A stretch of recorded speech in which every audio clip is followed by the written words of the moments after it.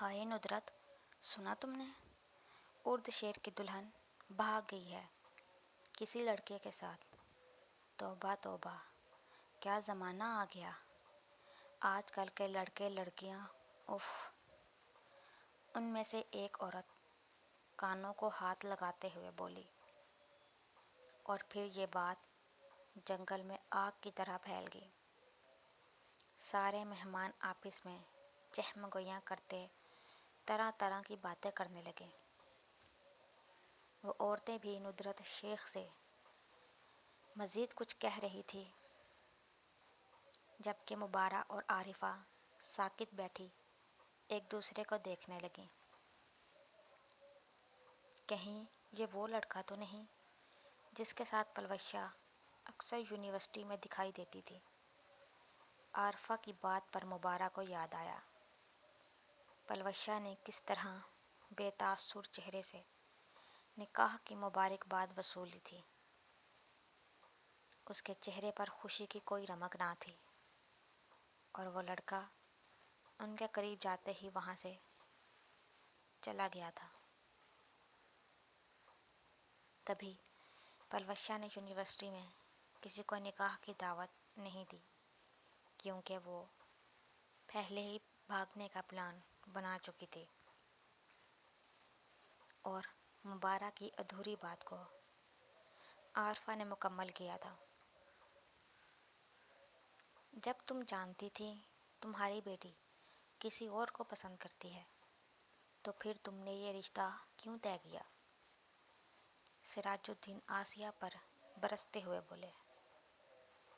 वह सब इस वक्त घर में जमा थे। किसी के कुछ समझ नहीं आ रहा था कि अब क्या करें।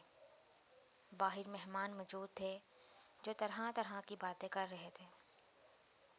मुझे क्या मालूम था भाई, वो इतना बड़ा कदम उठा लेगी। मैं तो शाहिद के कहने पर रिश्ता लेकर आपके पास आई थी, आसिया रोते हुए बोली। शाहिद खान का झुका सर मज़ीद झुक गया था। उमर का भी कुछ यही हाल था, जबकि ज़ैनब और सारिम रशीदा बेगम को संभाल रहे थे, जिन्होंने रो रो कर बुरा हाल कर लिया था। पर उर्द शेर इस सब में एक वही था जो पुरसुकून खड़ा था। उसके नज़दीक पलवशा इतनी कसूरवार नहीं थी जितने आसिया और शाहिद खान। अगर उनकी बेटी किसी को पसंद करती थी तो उसे पूरा हक हासिल था कि उसकी पसंद का एहतराम किया जाए, ना कि अना का मसला बनाकर ज़बरदस्ती शादी की जाए। तुम दोनों ने मुझे कहीं मुँह दिखाने के लायक नहीं छोड़ा। अब क्या जवाब दूंगा मैं लोगों को? सिराजुद्दीन वहीं सर पकड़कर बैठ गए थे। जब वजाहत शेख की आवाज़ पर सब ने चौंक कर उनकी तरफ देखा। क्या तुम मेरी बेटी को अपने घर की बहू बनाओगे सिराज? मुबारा, जो बाप को ढूंढती हुई अंदर आ रही थी, उनकी बात सुनकर उसके कदम वहीं साकित हो गए।